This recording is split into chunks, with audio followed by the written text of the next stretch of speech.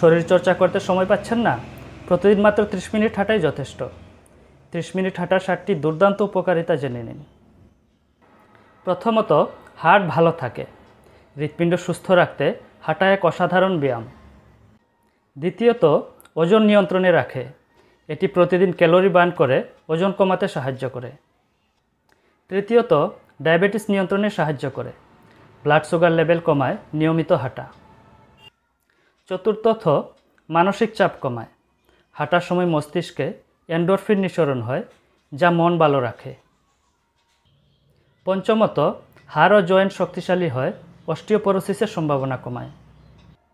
ষষ্ঠত, হজম শক্তি বাড়ায়। খাওয়ার পর কিছুক্ষণ হাঁটা গ্যাস্ট্রিক অম্বলের বিরুদ্ধে দারুণ কাজ করে। সপ্তমত, ঘুম ভালো হয়। রাতে ঘুম আসছে না? সন্ধ্যায় হাঁটার অভ্যাস করুন।